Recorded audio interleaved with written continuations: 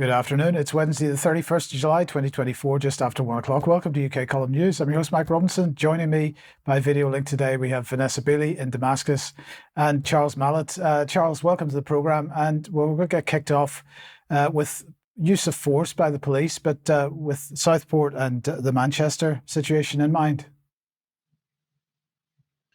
Thanks, Mike, and good afternoon all. Yes, it's been a week full of turmoil and grief for police and a lot of communities around the country. And I think it's brought out a number of issues that people have either not perhaps understood fully or have been led towards a particular point of view, perhaps by influences from elsewhere. And I thought the first thing to look at would be the use of force. And this pertains particularly to the incident that was filmed at Manchester Airport just over a week ago, in which it was apparently put out that an authorised firearms officer had used what appeared to be gratuitous force. There was then further context in that a bungled arrest attempt had effectively gone wrong, and a frenzy of violence had been dealt out by two suspects against police, culminating eventually in their arrest. But the point is that the definition here, or at least the application of force, specified by the College of Policing, states very clearly that it may only be used to the extent that it is necessary, proportionate, and reasonable in all the circumstances. And that being the case, I just want to examine very briefly the Manchester Airport situation.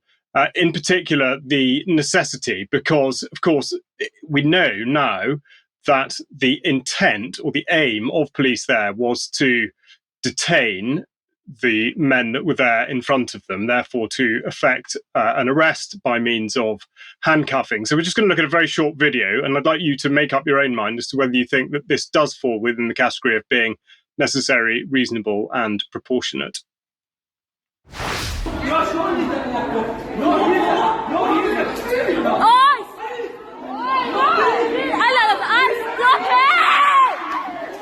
Fucking do anything! Get off him! So, with apologies for some of the language used in that, it should have been fairly clear that, first of all, there wasn't any obvious or indeed, I don't believe, hidden threat to the police officer there who used their parva spray, their pepper spray, in order to in order to do what exactly? I mean, I think this is the question. And then to go in and try to put the suspect, or if that indeed is who he was, into a headlock, rather than trying to grab him by the arm, in which would have, of course, been the most obvious way to go about handcuffing. So I think questions around the use of force, and also to qualify the particular kick that was the one that sort of went viral in terms of the video footage, and to consider that at that point, regardless of what happened before, there was not a threat that merited the use of force, particularly not use of force that was not going to help that police officer in effecting the arrest. And that is effectively what was seen. So I think people should be mindful of that. The next thing to consider is the presence of firearms officers in the first place. And we'll just have a quick look at some of the statistics of that come from the government, produced earlier this month, 11th of July. And this is across the whole of, including Scotland, nearly 7,000 authorised firearms officers in the UK, 91% of which are deployable, meaning that there are 9% of them who are unfit to serve at the time of reporting. Through the course of the year, there were over 18,000 firearms deployments, which might sound like a lot, but I'll go on to explain exactly what that means in a second. There were 2 intentional discharges. So that means that of those 7,000 firearms officers, only 2 live rounds were actually fired, 10 in the previous year. And you will have worked it out that that means there are fewer than 3 deployments per authorised firearms officer per year. Now, the point of drawing those statistics out is that it means that situations like the one that unfolded at Manchester Airport often look like there is a requirement for firearms, and that's not the case. A firearms deployment is one in which there is deemed the necessity for an armed response. And yet, because they are, in effect, enormously underemployed, because by per officer, they're only actually demanded on average 3 times in an entire year. It means they get drawn into other incidents, which means that it immediately changes the dynamic because they're armed. So the point of highlighting this is just to make people sort of cognizant of the fact that it does alter the dynamics of the situation, and it does alter the optics in terms of how the public perceive the police, which is something that we're going to come back to in a minute. The next thing to look at, of course, bearing in mind what's happened, first of all, in Kent and in Southport, is knife crime statistics. And I have some of those from the most recent publication from the House of Commons, October last year. And the main thing to point out really is that these sorts of, these are the homicide statistics, but particularly that knife crime or indeed sharp objects account for the greatest proportion of homicides. So they're on average over 200 homicides by stabbing every year. And we can see that 38% of them are made up by sharp objects. The urban areas, which of course are the places we're all being pushed towards as there's a drive to move people out of the countryside, but there's a much greater concentration per capita of stabbing offences in urban areas. And the statistics on possession offences, so possession of a sharp or bladed object, has now increased to over 1 year for 20% of those offences. Now, the other thing that we should be mindful of is how people are initially perhaps receptive to the idea of implementing controls, but I want to make clear that this leads down a dangerous path. And I would cite the SVRO, the Serious Violence Reduction Orders, which were implemented, in effect last year, but from legislation that went out in 2022.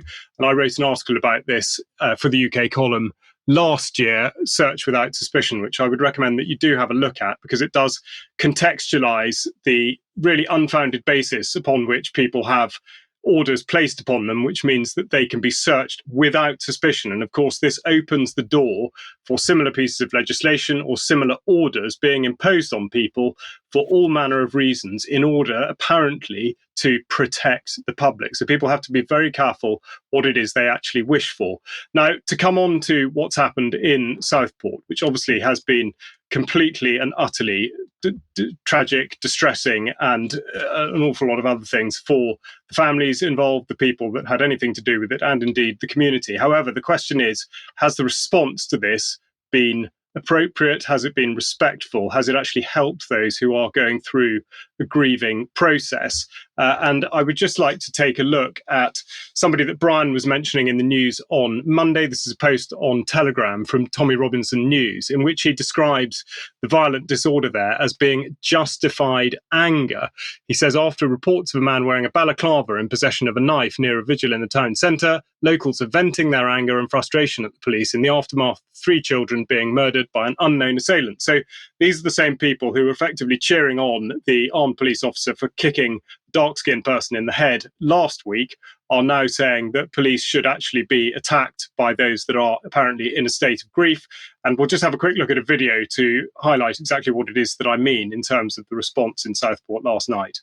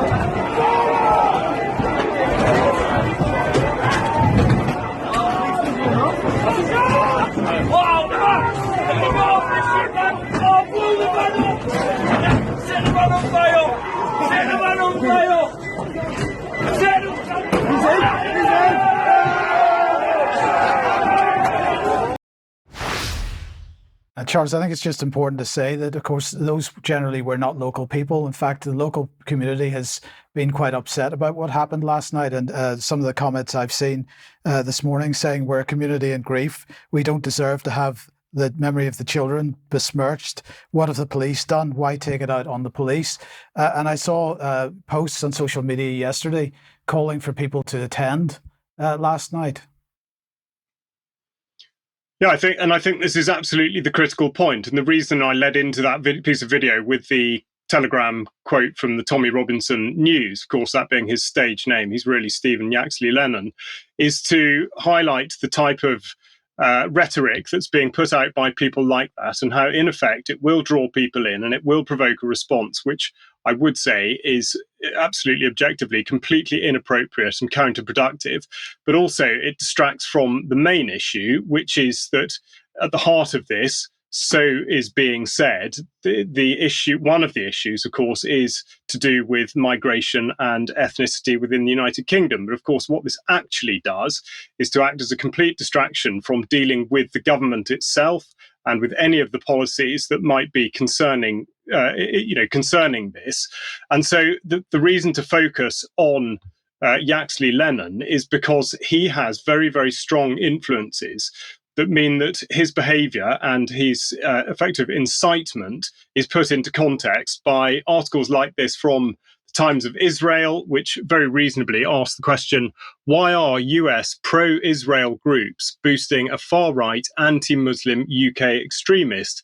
And some of this goes back for a few years, but we have here the Middle East Forum, which said that they supported him back in 2018 via means of funding and other activities. They describe themselves rather euphemistically as being focused on ways to defeat radical Islam, to work for Palestinian acceptance of Israel, and to develop strategies to contain Iran. Now, obviously, I think we know from Vanessa's reporting in particular what exactly that really does mean, but also worth pointing out their mission is to promote American interests in the Middle East. And yet this is exactly who Yaxley Lennon is affiliated with. We've also got the Gatestone Institute, which has supported him, again, back in 2018. But the Gatestone Institute, of course, funded by Nina Rosenwald, who has used her millions, here it says, written by Max Blumenthal, but has used her millions to cement the alliance between the pro-Israel lobby and the Islamophobic fringe. So the point of all this really is police, of course, damned if they do, damned if they don't, caught in the middle of absolutely everything. But the wider point is the relationship that communities have with each other, whether or not they're being distracted by particular issues, and in effect people are being programmed to respond to a certain thing in a certain way, which detracts from the real issue at hand. And I know that Mike's got more to introduce on this topic now, but the fundamental basis of it is the relationship between the police and the public. Well, I'm not going to do that now. We'll do that in extra, but so we'll move on for now. So thank you very much for that, Charles. And Vanessa, let's bring you onto the programme. And of course, in the meantime, over the last couple of days, we've seen Israel expanding the conflict in the Middle East. And other countries beginning to be targeted in order to achieve Israel's objectives?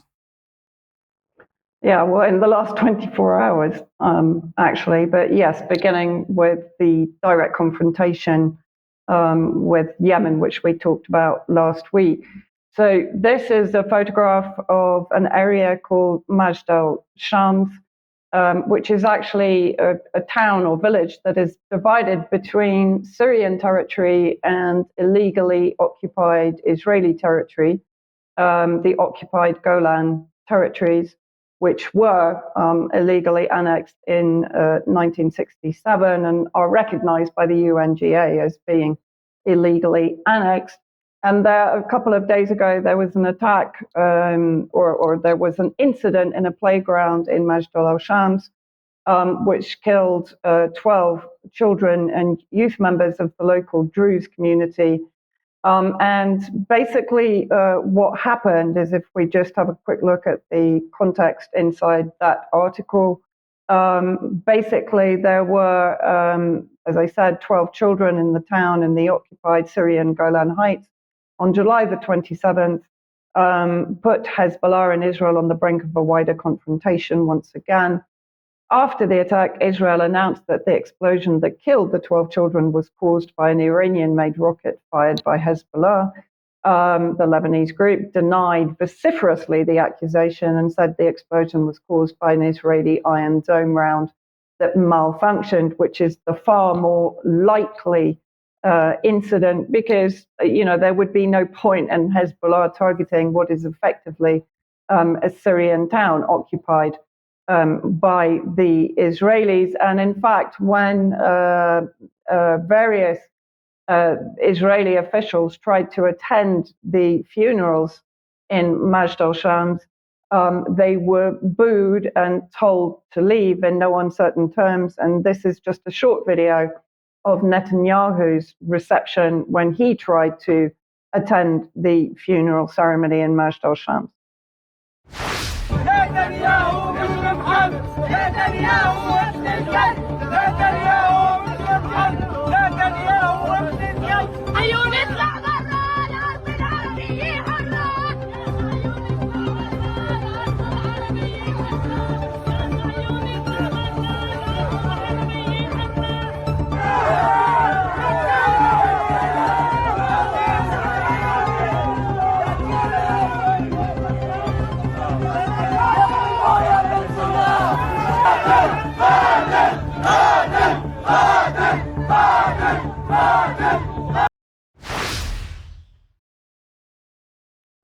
So not exactly a warm reception for the Israeli administration officials. Interesting that the Biden administration is now claiming that the Golan Heights is part of northern Israel. Now, where does that come from? 2019, so that was the Trump administration, which, if people remember, Trump recognized the occupied Golan territories as being Israeli, and in fact, Netanyahu promised to name an area of the territory after Trump, calling it Trump Heights. That then was led on to ministers within the Israeli regime authorizing Netanyahu and Gallant to order retaliation for the deadly Golan strike, which of course was still being blamed on Hezbollah, despite there being no evidence to that effect. Netanyahu broke away from his meeting in the US to return to Israel. And then basically what happened at 9 p.m. last night, there was a blast or a targeting, an assassination in the southern area of Beirut, which of course was targeted a few months ago, killing a Hezbollah commander, a Hamas commander in a similar area. But this blast was actually in a heavily populated residential area and directly behind one of the biggest hospitals in the area. So I just put together some of the video that was taken of the targeting.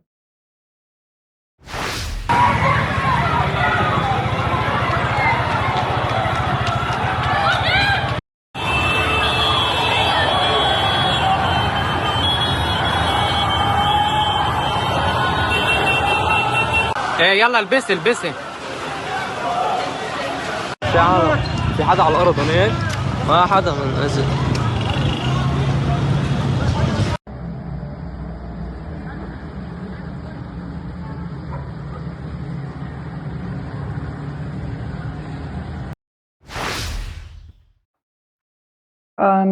There were, in fact, 80 injuries, 3 deaths, 1 woman and 2 children. This was the scene later on that night of the completely destroyed building.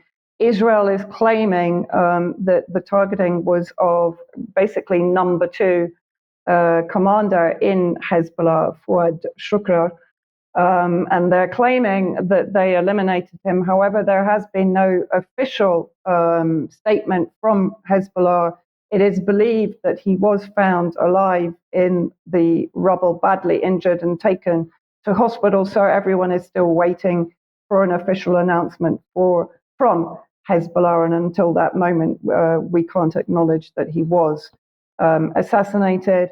The children that were killed, Hassan and Amira Fadlallah, 10 and 6 years old, and a young woman, Basila Beydoun, also killed in that attack. All 3, obviously, civilians.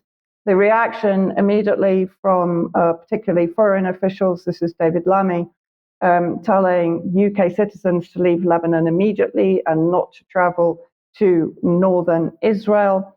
At almost the same time, I'm not sure of the exact time, but the US carried out a strike in Iraq against the Kataib Hezbollah and the PMU base south of Baghdad, assassinating those that they claimed had been responsible for drone attacks on the illegal US occupation bases in Syria in particular, but also in Iraq. And then at about 2 a.m., the leader of Hamas, Ismail Haniyeh, was assassinated in Tehran by an Israeli airstrike, which we believe came from outside Iran. So it came from a third country's territory. That hasn't been revealed as to which country it was yet. Haniyeh was basically in Tehran to attend the inauguration of President Pezeshkian. So effectively, Israel, while negotiating with Hamas, has just eliminated the chief negotiator. So now what has happened, Israeli airspace is closed from Hadara to Haifa line northward, state-run broadcasting authority. Deputy head of Russian Foreign Ministry calls the killing of Hamas Politburo chief unacceptable political murder that will escalate regional tensions. In the first statement on Israel's strike in Beirut's southern suburbs, Hezbollah confirms, as I said, that Shukra was in the building hit by Israeli airstrike, but his fate is still unknown. Iran has vowed revenge and retaliation for Haniyeh's assassination, inevitably because he was a guest in Iran when he was killed and his bodyguard was killed with him. There are reports that the US is shifting its assault ship to the Mediterranean to deter an escalation of the Israel-Lebanon conflict. The amphibious assault ship USS Wasp entered the eastern Mediterranean this week as the US positions warships to try to keep fighting between Israel and Hezbollah in Lebanon from escalating into a wider war. And allegedly, those boats are there to evacuate civilians if necessary. But I'm sure people can imagine what else they may be there for. So I think we're facing really an inevitable expansion of the war. Yeah, I think they're there to escalate the war, not to prevent escalation of the war. But we can talk about that a little bit more later on as well. Okay, well, if they're moving ships in the Mediterranean for the Middle Eastern conflict, they're moving aircraft into theater for the Ukrainian conflict. So let's bring, sorry if this works. There we go. So let's bring a little bit of video on screen. So for the first time, NATO is extremely happy. So this is their words. For the first time, US strategic bomber aircraft have been deployed to Romania. 2 US Air Force B-52H Stratofortress aircraft have arrived at a Romanian airbase. They'll be undertaking flying missions with NATO allies and partners to synchronize capabilities, tactics and procedures. The 2 B-52s have deployed from Barksdale Air Force Base in Louisiana in the United States.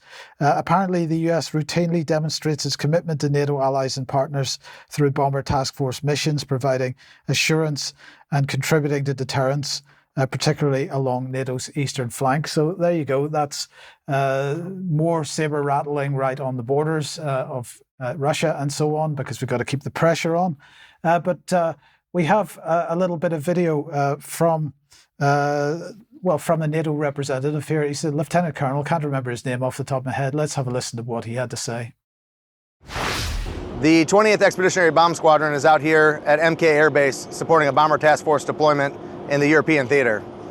We're working with our NATO allies and partners to conduct training, improve interoperability, and work on the fundamentals of securing the Black Sea region.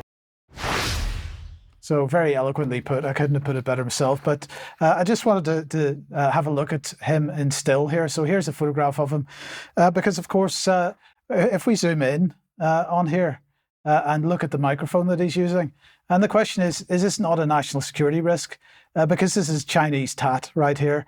This is a Chinese wireless microphone system that's used commonly by videographers and so on. But I'm very surprised to see it being used by NATO troops in the field, as it were, because we're told that we can't have Chinese infrastructure in our involved with us because that would be a national security risk. So just wanted to ask that question in passing. Now, in the meantime, Viktor Orban, of course, who's the only European leader who's been attempting to sue for peace, here is continuing to be heavily criticized. And yesterday and today, one of the main hashtags that was trending on Twitter was out of EU and NATO. So let's just have a look at a couple of the tweets that have been doing the rounds here. When will we remove Hungary from EU and NATO? Seriously, either people of Hungary will wake up and seriously should leave those organizations. Here's another one with, Orban being perhaps a little unfavorably represented. Take your place next to the fascist Putler and leave the EU and NATO. You've sellable skin, is what somebody very pleasantly posted yesterday. And here's another one. The Hungarian government today blocks Ukraine's accession to the EU and NATO, blocks financial aid to Ukraine, accuses the USA and Poland of sabotage, invites the Chinese police to control the country, opens borders for citizens of the RF and Belarus. That's the Russian Federation. Is this a country of EU and NATO? And so this is just 3 examples of some of the really vitriolic comments on Twitter over the last 2 days about this. So let's have a look at what Orban's been saying, because he's been particularly critical of Poland recently, and justifiably so. So he's saying here, the Poles pursuing the most sanctimonious and the most hypocritical policy in the whole of Europe. They're lecturing us morally, criticizing us for economic relations with Russia. And at the same time, they're doing business with the Russians and buying oil indirectly and running the Polish economy with it. Well, the Polish didn't like that bit of truth very much. So here is Tofel Bartoszewski. Sorry, I did have that down earlier on, but anyway, we do not do business with Russia, he said, unlike the Prime Minister Orban, who is on the margins of international society, both in the European Union and NATO. He said, if you don't want to be a member of the club, you can always leave. I don't really understand why Hungary wants to remain a member of organizations that it doesn't like so much and which supposedly treats it so badly. Well, maybe they want to try to influence the organization to be a little bit more peaceful instead of continuing the saber rattling. In the meantime, in Polish radio, Hungarian PM's selfish actions lead to isolation. So they're basically continuing this same narrative. And here is, the other narrative that's going on at the same time that we should always mention, and that is the fact that Russia is being blamed for everything that's going on in Europe at the moment. So mobile phone and internet cables cut in several areas of France, said Connection. And of course, that was all that nasty Vladimir Putin that did it personally. I'm sure we can talk about that later in Extra as well. The narrative is ridiculous. But in the meantime, anybody that's attempting to take a peaceful path is absolutely being vilified for it.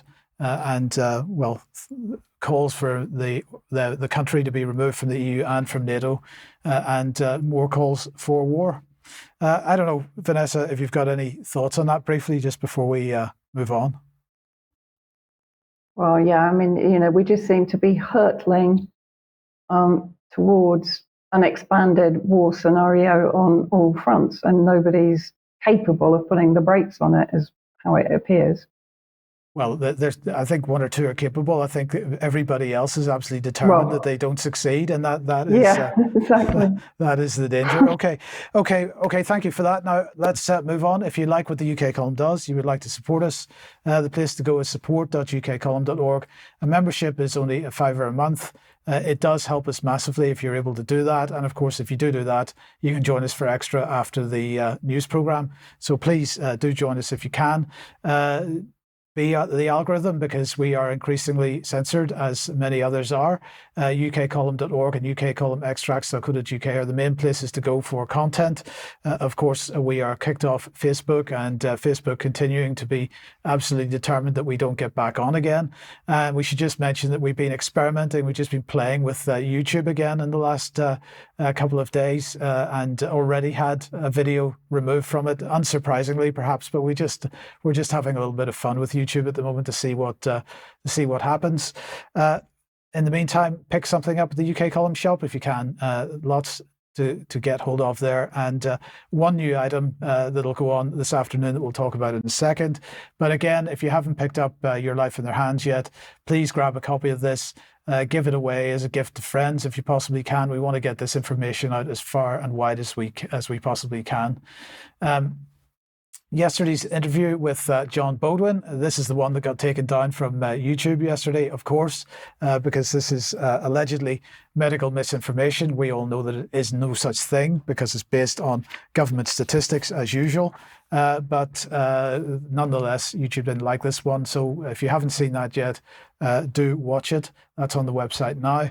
And tomorrow at 1 p.m, Brian will be speaking to Natasha McCallum, who is under the Gutsy Women series. And of course, she was in the Frenethi house with her video camera. We showed a little bit of that on Monday's program.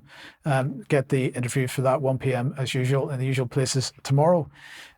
Freedom Music Festival 2024 is taking place on the 23rd to the 26th of August. This is Hope Sussex behind this. And Katie Jo Murphy will be with us on Extra to give you more details of it. So please stick around if you're on Extra. If you're not a UK Column member and you won't be joining us for Extra, we will be making that segment available to everybody after the programme. And finally, a reminder of 19th of October 2024. The tickets for this will go on sale this afternoon. We're going to say they'll be available from 5 p.m. this afternoon, so keep an eye out for that. We will be relaunching the Media on Trial brand at that. UKC will, of course, be represented there, and we will be announcing many more participants, or several more participants in the coming days. So tickets on sale this afternoon. Okay, where does that take us then? We're just calling this legal manipulation, Charles. We are, and it follows a segment that I did last week, which actually started on the subject of geoengineering, but it was really to plot the course between the idea that people hold views that are counter to the narrative, or indeed dissenting views, and how they may become entangled in a web laid by both legislation and the entirety of the criminal justice system. So really, just going through a couple of examples now to have a look at how the system is in effect loaded against the dissenting voice, whether it be a sincere dissenting voice or not. And for the first example, we do in fact go back to Tommy Robinson, Stephen Yaxley Lennon, because within the last week, he has been arrested in a very well publicized sense for what were called terror offences, or at least under terrorism legislation. And I just wanted to clarify the situation, because in actual fact, this was under the Terrorism Act 2000, but specifically under Schedule 7, which bears looking at in closer detail because of what it actually enables. Now, Schedule 7 provides police officers with unique powers to examine people who pass through the UK's borders. It allows them to stop, question, and when necessary, search and detain individuals and goods travelling through the UK's borders to determine whether they may be involved or concerned in the commission, preparation, or instigation of acts of terrorism. So as you can see from that first bit of text, it's quite wide open.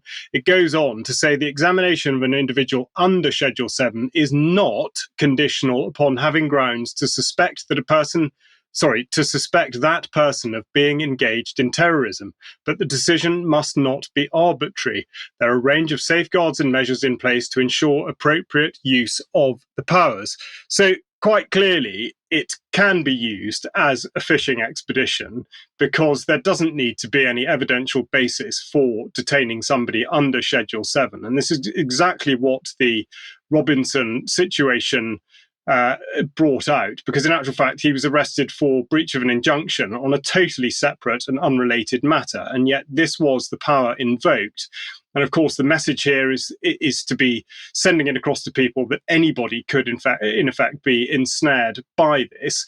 The next thing to look at is effectively a misrepresentation by him, whether intentionally or not, of his right to silence. He released a video after this in which he spoke about having been compelled by police to answer questions. Now, that is not actually the case. And we look at the rights under the Terrorism Act 2000 that you have whilst detained. Your right to remain silent if you are asked questions about your suspected involvement in the commission, preparation, or instigation of acts of terrorism. You do not have to say anything. However, it may harm your defence if you do not mention when questioned something which you later rely on in court. Anything you do say may be given in evidence, which in effect is the standard caution, just with a little bit of additional text for the Schedule 7 preparation and commission of acts of terrorism. So whilst clarifying that there is still the right to silence, what he, I think, was actually referring to is the compulsion under the Regulation of Investigatory Powers Act 2000, was the compulsion under Section 49 of a notice to disclose. And in effect, this means that if there's information that police say that they absolutely require, then you are compelled, effectively at pains of a criminal sanction, to give up that password or whatever it is to allow somebody to access the particular piece of information. So we'll just look at the Ripper Power Act of 2000, but within it here, the power to require disclosure. A disclosure requirement in respect of any protected information is necessary on grounds falling within this subsection if it is necessary in the interests of national security, for the purpose of preventing or detecting crime, or in the interests of the economic well-being of the United Kingdom. So again, it's perfectly easy to see that these criteria here are so wide open as to allow for what might be called a fishing expedition. And police in instances like this are supposed to be very particular as to what information they suspect may be there, and therefore what they will actually look at. But of course, this allows, by manipulation of the system, for police to not only look at something in the first place, perhaps on spurious grounds, but then to find things which they weren't actually looking for, but can then act upon. So this is a manipulation of the process, and indeed people should be very mindful of this. The other thing that we should look at now is the new government's adherence to the old government's pursuit of what's being called Martin's Law, which relates back to the Manchester Arena attack, or alleged attack, perhaps I should say, to strengthen the security of public events and venues. Now, that has a very familiar ring to it if you cast your mind back to the vaccine passport legislation of late 2021. But nonetheless, we will update the rules around counter-extremism, including online, to stop people being radicalised and drawn towards hateful ideologies. Labour will also ensure the police and intelligence services have the powers and resources they need to protect the British people from terrorism and hostile espionage. Now, there's no greater detail given on that, but one does wonder what exactly is meant by powers and resources needed. But having mentioned Manchester, it is also worth pointing to the case of Richard D. Hall, which has re-emerged effectively last week. So he's been back in court again. I've got on screen now the trial going back to February of this year in front of Master Davison. And there's been a lot of talk about this with regard to freedom of expression, but I should just remind people that in actual fact, the specifics of this case, which is a civil case, are set out quite clearly here, which was on the 17th of April 2023. The claimants commenced proceedings against the defendant for harassment, misuse of private information, and data protection breaches. Essentially, the claimants complain that in his book, in videos published on his website and on YouTube, and in public lectures, the defendant has accused them of lies and deception and has misused personal data, including their names, images, and medical information. Now, the reason to make this clear in the eyes of the court is, as I say, to demonstrate how the system is set up in order that Richard Hall's case, as I say, in the civil court, hangs on the balance of probability. And so, again, this is from the same document from what the judge has effectively summarised. And this was Hall's effort to put forward what he regarded as evidence of something having not happened. But the judgment was that the important and governing principle is whether there are reasonable grounds for believing that further evidence or investigation would affect the outcome of the case. And he says there are no such reasonable grounds. he goes on to say further evidence and investigation will increase the volume of material that a trial judge would have to consider and time required to do so. But it is clear that the material will not affect the outcome. So the reason for pointing that out is to say that because the threshold within a civil court is on the balance of probability, the judge was in effect able to say that Hall's evidence was inadmissible. It was pointless to look at it because on the balance of probability, the narrative version of events in that an explosion did occur and people were wounded in the way that they described themselves as being wounded is on the balance of probability the case. So to clear that obstacle with that being the case is an absolutely monumental task, which explains the predicament to a certain extent of Richard Hall. Now, what I also want to go on and deal with, because since we're talking about terror and we introduced the idea last week of government, in fact, being the genesis of the word or the description of terrorism in that it was acts by government. We've seen this many times before. We go back to the 23rd of March 2020, where the Behavioural Insights team offered advice to SAGE, and we see here the perceived threat with regard to COVID. A substantial number of people still do not feel personally threatened. The perceived level of personal threat needs to be increased among those who are complacent, using hard-hitting emotional messaging. And I'd like to set that within the context of the Terrorism Act 2000, and in particular the definition of terrorism, which specifically says that terrorism means the use or threat of action where the use or threat is designed to intimidate the public or a section of the public, and the use of the threat is made for the purpose of advancing a political, religious, or ideological cause. So rather than get caught up in exactly what the government is suggesting may be qualified as a terrorist attack or terrorist activity, we should really be looking at the government itself and the way in which it's dealing with its citizens. Charles, thank you very much for that. And sticking on a related topic, which of course is censorship, I want to bring this on screen because we've been talking about AI quite a lot over the last number of months, and a number of mainstream news outlets have been highlighting the problems with AI. And so this is the BBC with their headline, "Why Google's Woke AI Problem Won't Be an Easy Fix." They're talking about the fact that these large language models are hoovering up all kinds of data from the internet. And of course, most of that data is biased. We've got another article here from Rolling Stone. "The right is absolutely terrified of woke AI." So I thought this was quite ironic because the right is absolutely terrified of what's being described as woke AI. So it's perhaps ironic that Fox News has published this article, "Mastering the Art of Brainwashing, China Intensifies AI Censorship. China Sees AI as a Means by Which to Change People's Minds, Leading Expert Says." I'm going to suggest another scenario. It's not just the right that is worried about woke AI and certain ideologies being promoted through AI. It's also the left, and China represents that left, perhaps. So maybe China is more worried about the fact that unrestricted AI is going to be bringing ideologies from outside China into China that may not be the best for Chinese society, never mind the Chinese government itself. We can talk a little bit more about that later as well.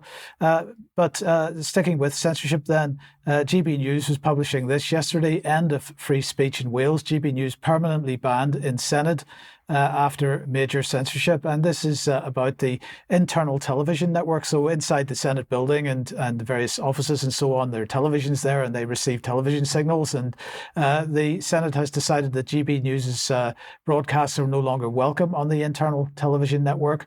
And so they've kicked it off. They did this last November, actually, but they've decided to make this a permanent thing. So this was a petition which apparently didn't seem to get any traction, but nonetheless, stop the ban on GB News in the Senate from last November. And this is what the presiding officer said, Ellen Jones: "Please understand and respect my attempt to protect women and men working in the Senate from having to witness."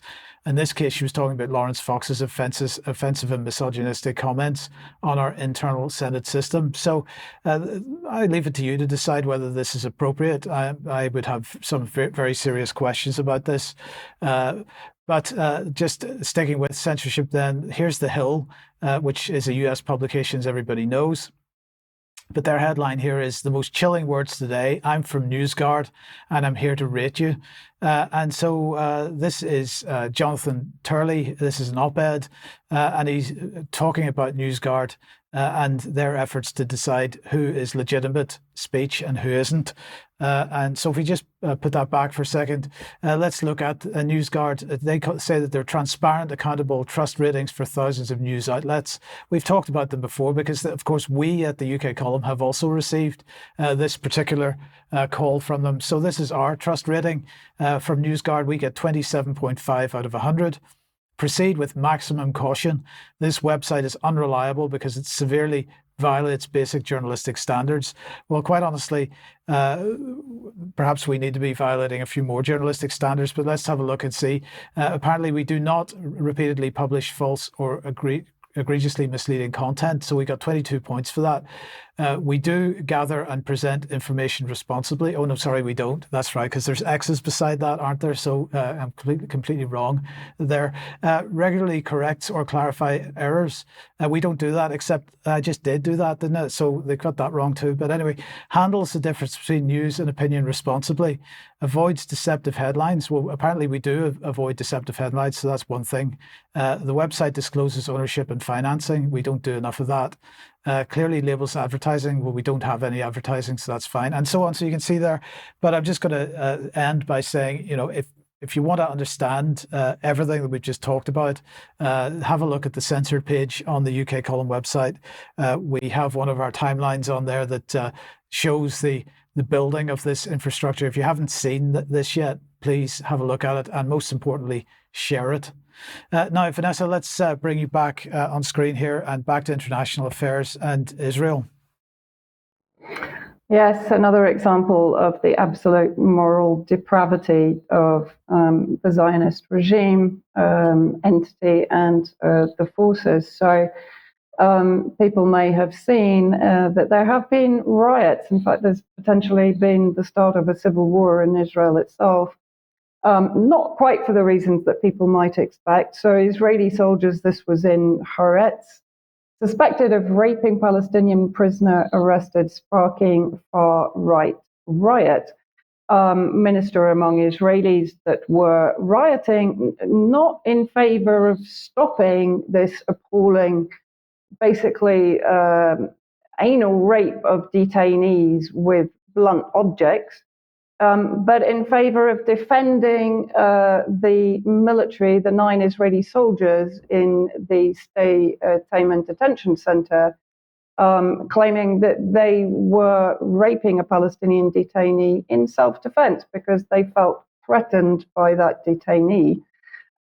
Israeli military police raided Stay Taman, but were met with resistance by soldiers who reportedly barricaded themselves into the facility and used pepper spray to defend themselves before eventually being taken into custody. They were suspected of abusing a Palestinian detainee who, according to Arab 48, is suffering from a serious wound in his rectum area. This is not an isolated incident, according to multiple testimonies from former detainees. And so then this was put out by Afshin Ratansi of Going Underground. Israel is descending into civil war on the right of Israeli soldiers to rape Palestinians. The moderate wing rape is wrong and commit genocide by bombing, shooting, and ethnically cleansing them instead. The extreme wing, which is the majority of the current administration, and actually the majority of Israelis, according to many analysts, Israeli soldiers should be allowed to rape Palestinians. Another headline in Israeli media bordering on anarchy, IDF chief sounds alarm after right-wing mob overruns a second base, also apparently accused of carrying out the same appalling torture. And then I just wanted to show this. This is a video of 2 Knesset members arguing with each other in the Knesset over whether rectal rape should be allowed or not. So let's just roll this. שם שכנראה בגלל איזה שהם טענות של יחס למחבלי נוח'בה, ויש שם אירוע של התבצרות וכולי. הטרלול שהמדינה שלנו נכנסת אליו סביב הסיפור הזה הוא מטורף, וצריך להפסיק אותו, ואני חושב שצריך פה לתת דוגמה אישית, ואני אומר עכשיו, ואני קורא לחברי הקואליציה לעשות כמוני, אני קם ואני יוצא מפה, ואני לא הולך להצביע יותר על שום דבר, עד שהסיפור הזה והטרלול הזה, שיש מי שבפרקליטות חושב שאפשר לבוא ולעצור חיילים על דברים שעושים למחבלי נוח'בה, לא נגמר. אוקיי? ואני מאוד מבקש, ואני חושב שחבריי בקואליציה טוב יעשו, אם יעשו כמוני. אנחנו לא יכולים להמשיך כרגיל. להכניס מקל לרקטום של בן אדם, זה לגיטימי? כן, אם הוא נוח'בה, הכל לגיטימי לעשות לו. הכל. הכל. זה מה שרציתי. הכל, האנשים האלה, אתה יודע מה עשו? אוקיי. טוב. יש דברים שלא עושים.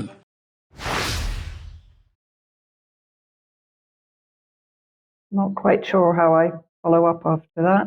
But then let's have a look at US State Department spokesperson Vedant Patel try to argue or justify the same crime. Israeli police detained soldiers yesterday, or the day before yesterday, suspected of raping a Palestinian, sparking protests and so on. Apparently, rape and killing and torture and all this thing happens regularly in Israeli detention camps. Does that constitute a war crime to you?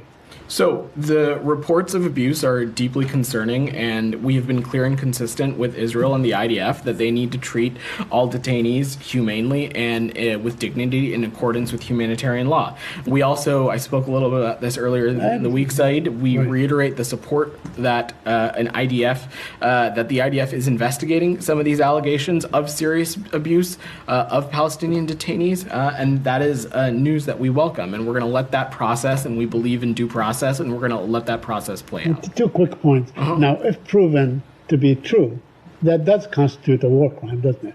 I'm not a legal expert, Saeed. It certainly, I imagine it would be inconsistent with Israeli law. And so, of course, that is why we have been clear that the treatment of any detainee needs to be consistent with international humanitarian law. Also quite extraordinary. But I suppose they have Guantanamo to fall back on. But now let's finally just have a little clip of Robert F. Kennedy Jr. arguing the morality of the Zionist armed forces. So they've achieved they protected in the most challenging conditions. The Israeli government the IDF has protected civilians better than any army in history. John Spencer said it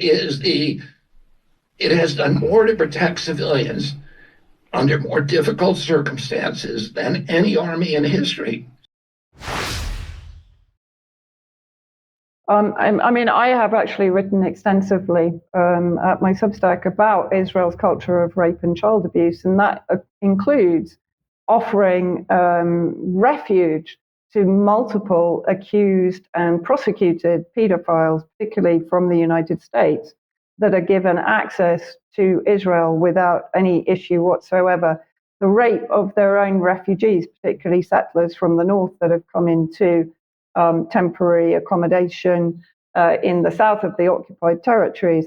It is a systemic issue within the Israeli armed forces, both rape and sexual harassment, and rape of boys, girls, and adults within the detention system there in the occupied territories. Quite extraordinary what we're watching at the moment. Absolutely, and absolutely extraordinary that there's even an argument about it. But anyway, Charles, let's move on then back to the UK and the Ministry of Defence, and they apparently want to build some tunnels. They do. It's not entirely clear where, and it does seem like a bizarre story. I spoke last year about HMGCC, His Majesty's Government Communications Centre, which effectively sort of came out of the shadows, but they make gadgets largely concerned with espionage that are for the use of other government departments, or so they said. They launched last year, or at least in the public eye, with a co-creation project to create a device which could read an electronic SIM which they said was to keep their employees safe and secure. But it did happen to coincide with the widespread rollout of electronic SIMs across the digital spectrum. And of course, this looks just like an IMSI grabber, which is sort of has questionable uses in terms of legitimacy. But nonetheless, yes, they're talking about tunnels, and they've launched another co-creation project here seen on the Catapult website, which is in conjunction with DSTL, Defence Science and Technology Laboratory.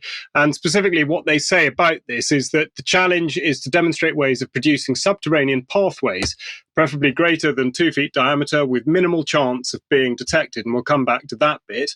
They say that underground tunnelling presents an array of opportunities and challenges. So the MOD would like to know how technologies and capabilities could be better harnessed for future operations. Well, what exactly do they mean by that?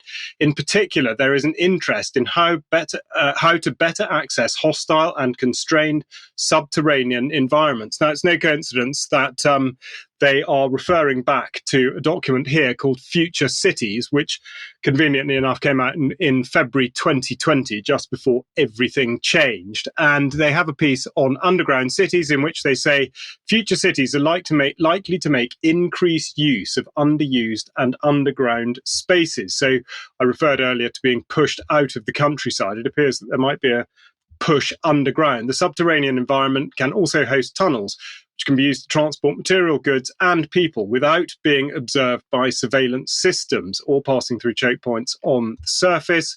And in terms of the infrastructure, they talk about accommodating growing population densities, and that these cities will see a sharp increase in the amount of occupied vertical buildings.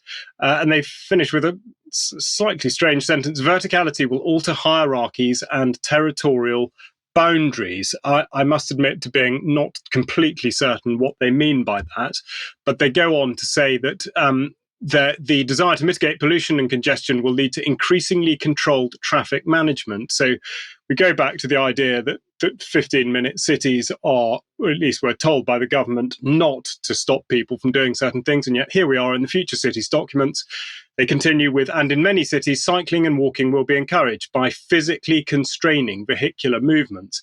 Autonomous forms of transport will become more common, becoming part of the smart city infrastructure. Likewise, many other routine functions of cities will become automated. Now we get to the key bit here with regard to DSTL and HMGCC, which is the military aspect.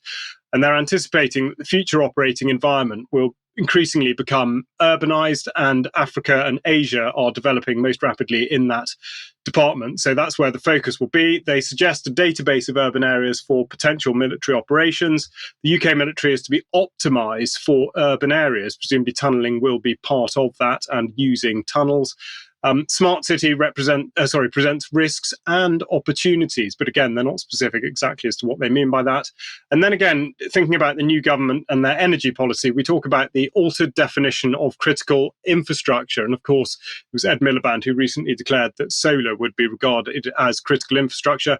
I should also point out that within this document, tunnels in Syria, Lebanon and Gaza are all cited, as are tunnels in China and Mexico. So they do appear to be sort of telegraphing future intent.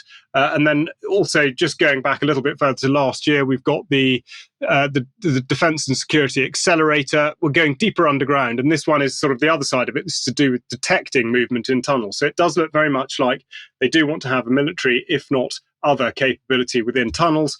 And just to confirm that this has been sort of going ahead here, we've got 7 Armoured Brigade, the Desert Rats going tunnelling back in July 2022. So quite what's going to happen next, I'm not quite sure, but I will report as and when there's any further information.